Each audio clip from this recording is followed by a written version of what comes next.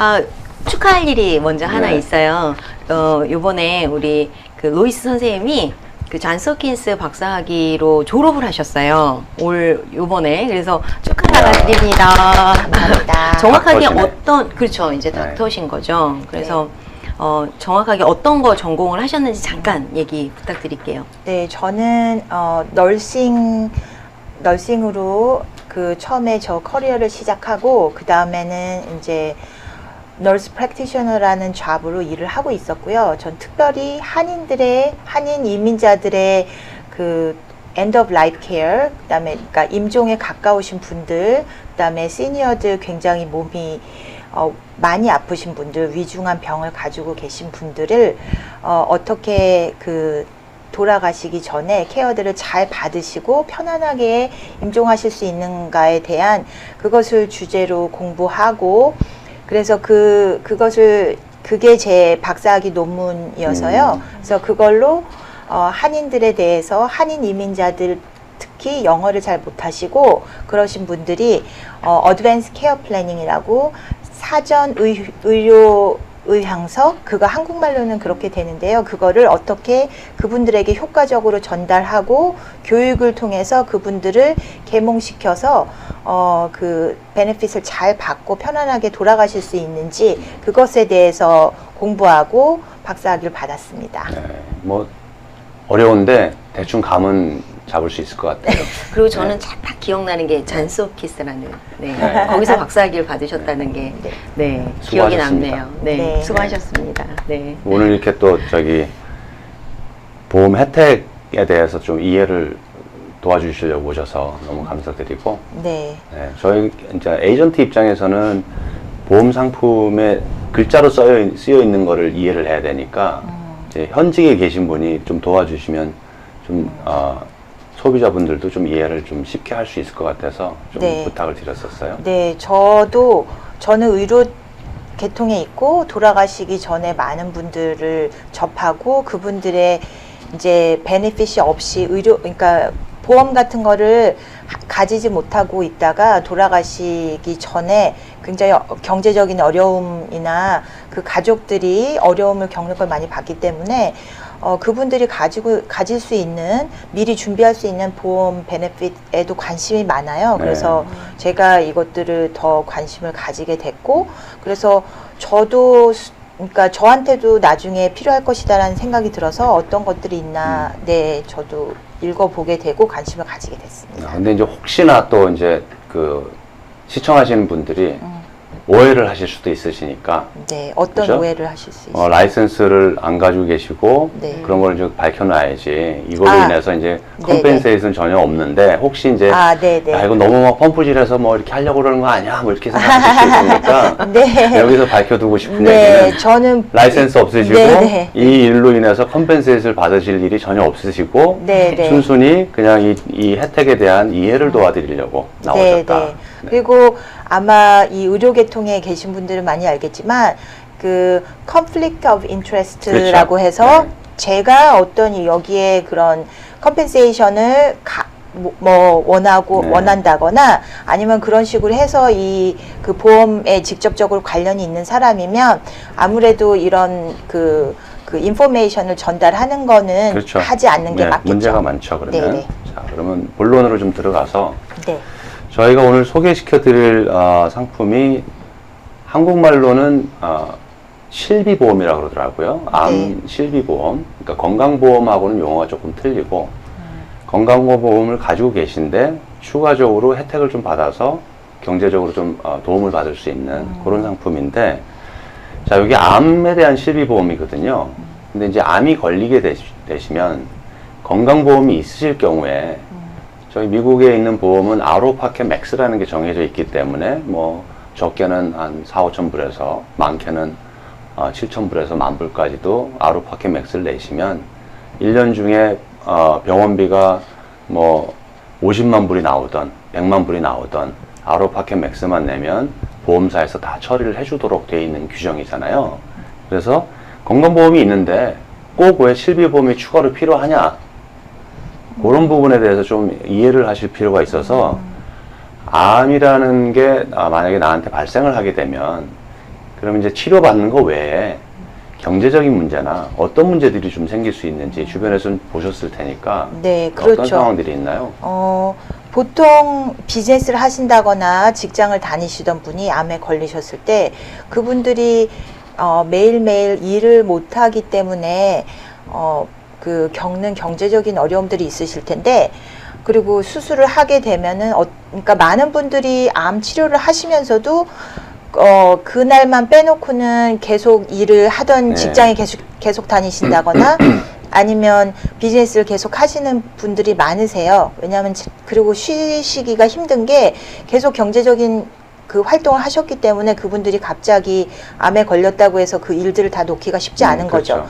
그랬을 때 이 헬스 인슈런스에서는 그런 것들을 병에 관련된 거 직접적인 치료에 관련된 것은 커버를 해주지만 그 이외에 그 경제적인 것들이라든지 프라이빗 케어기버가 필요하다든지 그다음에 예를 들면 강아지를 어디다 맡겨야 된다든지 뭐 그런 일들이 생겼을 때 그것은 다 그 환자의 그 주머니에서 나가야 되는 돈들이거든요.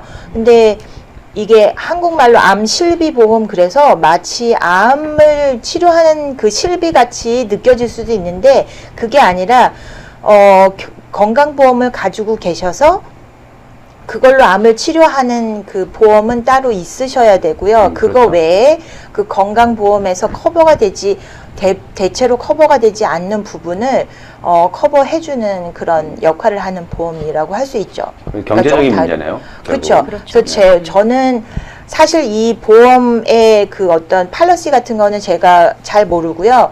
그 환자들이 어떻게 그런 암이 걸렸을 때 어떤 것이 그 환자들한테 가장 필요한 걸 제가 봤을 때 보면, 수술을 하고 바로 나왔어도 2, 3일을 쉬어야 되는데 그거를 뭐 직장을 다니던 사람은 뭐 PTO라든지 EDD 베네핏을 가지고 쉴 수 있지만 뭐 자영업하시는 분들. 네, 자영업 하시는 분들이나 아니면 그런 베네핏 그시 없으신 분들, 그래서 뭐 또 이렇게 팔타임으로 일하시는 분들이라든지 그런 분들은 그게 없으시기 때문에 네, 그런 것들을 커버할 수 있을 만한 그 경제적인 여유가 많이 없으신 경우가 많아요. 실제로 뭐 암이 좀 이렇게 치료가 길어지면 네, 실직하는 문제가 굉장히 그렇죠. 커진다고 그러더라고요. 네, 네, 그렇죠. 네. 근데 그 뭐 미국에서는 그런 것 때문에 실직을 시키지 못하게 되어 있어요. 아, 그래요? 그렇지만 실직을 못하게 되어 있지만 일을 잘 못하시기 때문에 일의 효율이 떨어지고, 그래서 급여가 삭감이 된다든지. 네, 그리고 일할 수 있는 시간이나 시간이 데이가 짧아지고. 네, 줄어들기 때문에 뭐 키모테라피 받는 동안은 일을 한다는 거는 거의 불가능하니까 그날 가끔 하시는 분들도 계시긴 하지만 그건 예외적인 경우고 거의 못 하시기 때문에 그런 날짜에 대해서 그러니까 그리고 프로시저 같은 거, 무슨 작은 수술 같은 거라든지 아니면 암 폴트 같은 거를 여기 끼는 날, 그런 날 같은 경우는 직장을 못 나가시기 때문에 그런 사소한 것 때문에 경제적으로 어려워지시는 분들이 많이 있으시겠죠. 그리고 보통은 그 치료 기간이 길잖아요. 이게 뭐 한두 달 만에 끝나는 문제가 아니고 보통은 한 1년씩 또 치료 기간이 길어지기 때문에 이게 경제적인 어려움이 처음보다는 점점 갈수록 어려워지는 것 같고요. 제 주변에도 이제 치료 받으시는 분들이 많이 계신데 그분들 보면은 처음에는 이제 휴가를 냈다가 나중에는 이제 그냥 사직서를 내시고 다시 끝나고 나서 이제 회복 다 하시고 나서 다시 직장을 알아보시는 분들이 많이 계시더라고요. 네. 그럼 결국은 이제 재정적으로 좀 미리 준비를 해놓든지 이런 걸로 좀 재정적인 보조를 받아서 치료에 집중할 수 있게 그렇죠. 해주는 네. 역할을 하겠네요. 네. 네. 그 제너럴한 그 라이프 인슈런스를 가지고 있지 못하신 분들도 암이 요즘에 워낙 흔하기 때문에 암으로 특정하게 그 특히 가족력이 있으신 분들이라든지 그런 분들은 아마 가지고 있으면 도움이 많이 될 것 같습니다. 네. 자, 그러면은 실질 혜택을 좀 들여다보겠습니다. 네. 혜택이 너무 많아서 네. 이거를 다 설명드릴 수도 없고 좀 아까 말씀하셨듯이 아프셔서 집에 있는 강아지를 어디다 맡겨야 되는데 네. 실질적인 얘기죠. 사실. 그런 것들도 여기 들어가 있어요. 네. 조그맣게나마. 네. 그래서 그런 것들도 있고 크게 보면은 이제 뭐 암을 진단을 해서 수술을 하셔야 되는 상황이면 입원을 하신다든지 그러면 아예 이제 일을 아예 못 하시게 되니까 입원을 하든지 아니면은 키모테라피를 하시게 되면은 체력적으로 많이 힘들잖아요. 근데 그 몸을 이끌고 일을 하시는 게 좀 너무 힘들기 때문에 쉬시면서 치료에 집중할 수 있는 방향으로 방향을 잡는 게 맞을 텐데 여기 혜택을 보시고 크게 좀 설명을 해 주실 만한 것들이 어떤 게 있을까요? 제가 이렇게 쭉 훑어봤는데 여기서 일단 눈에 먼저 확 띄었던 게 네. 트래블 베네핏이라는 게 있어요. 네. 근데 앰뷸런스 베네핏이 보통 대부분의 그 헬스 인슈런스에 앰뷸런스 베네핏이 없는 경우가 많아요. 그래서 911을 부른다든지 그랬을 때 앰뷸런스를 부르면 그걸 돈을 내야 되기 때문에 그래서 저희 아는 굉장히 잘 알고 있는 그분 동생분이 암에 걸리셨는데 그 자녀분들이 이제 돌보고 있으세요. 돌보고 있는데, 그러니까 환자분이 거동을 잘 못하시는데도 불구하고 제가 그래서 911 불러서 병원 가라고 그렇게 얘기를 했는데 그 환자분이 아직 65세가 안 되시고 자영업을 하시던 분이라서 그냥 그 카이저 보험을 가지고 계신데 앰뷸런스가 커버가 안 되더라고요.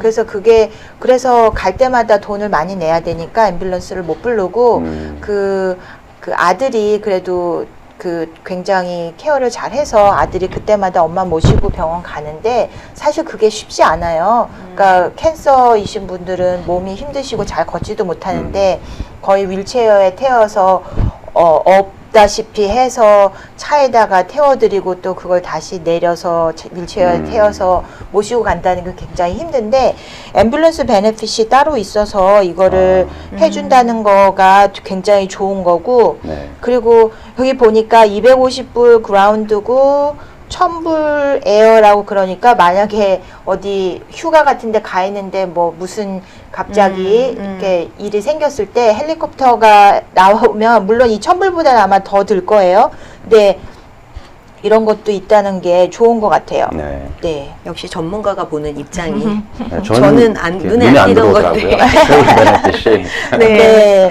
그래서 이런 것도 있구나. 이거 되게 좋은 것 같고 네. 그리고 그 여기서 사실 여기 second하고 third benefit opinion 같은 거를 받는 경우에 HMO라든지 아니면 많은 PPO에서도 이거를 이렇게 100% 커버가 안 돼서 그거를 돈을 더 자기가 아웃 오브 파켓으로 내야 되는 경우가 많이 있어요. 그 디덕터블에 다 미치지 않았을 경우에는 내가 만약에 특히 스페셜티 닥터를 한 명 더 만나서 그분한테 컨설팅을 받거나 이러면 그게 액수가 굉장히 큰데 그거를 여기서 한 275불 정도 커버해 주니까 이 가격은 조금 베네핏이 작은 로우 베네핏이나 큰 700짜리 베네핏이나 똑같이 이 정도 커버해 준다는 거는 되게 좋은 것 같아요. 그래서 네. 환자들한테 많이 도움이 되실 것 같아요. 네.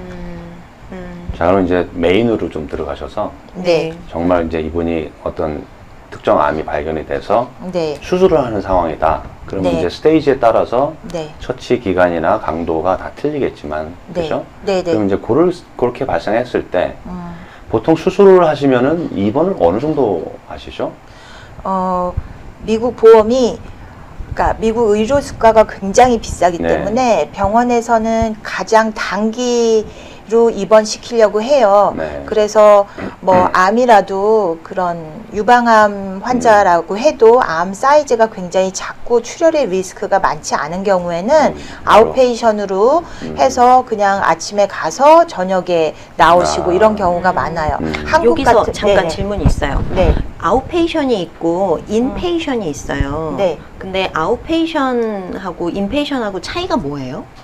아웃페이션은 그 아웃페이션 서저리 센터가 따로 있어요. 그래서 그러니까 병원이 있으면 그 병원 같은 건물에 있는 것 같지만 그 병원 안에 이게 따로 있어서 거기는 그 입원하는 게 아니고 그 프로시저를 받거나 서저리를 받고 나서 거기 같이 있는 회복실에서 회복을 하고 그 다음에 집에 퇴원하는 오는 거죠. 거구나. 그러니까 네네. 당일로 퇴원하는 건 아웃페이션이라고 네네. 하는 거고 네. 인페이션은 입원을 해야 되는 상황인 건 그렇죠. 거죠? 네네. 그래서 보통 아웃페이션 서저리 센터는 보통 8 to 5라든지 그래서 데이만 열지 밤에는 열지 않는 경우가 많고요. 아니, 그 서저리 센터에 따라 조금 달라서 뭐 9 to 9을 할 수도 있겠지만 보통 그렇게 낮에만 열고 그 다음에 인페이션 으로 설저리를 가는 경우에는 국소 마취를 안 하고 보통 전신 마취를 하는 경우가 많이 있어요. 그래서 그런 분들은 그 수술을 받고 나서도 리스크가 아직 더 있으시기 때문에 적어도 24시간 와치를 그 어떤 회복실이라고 하는 그 아웃페이션 같이 그렇게 그냥 침대만 있는 그런 데가 아니라 환자의 상태를 조금 더 자세하게 관찰하고 RN이 그 환자를 어느 정도 시간까지는 스테이블해지는지 그거 확인할 수 있는 그런 룸에서 적어도 미니멈 뭐 12시간이라든지 24시간 정도 있다가 괜찮아지면 의사가 오더해서 디스차이즈를 하게 되는 거죠. 감사합니다. 네.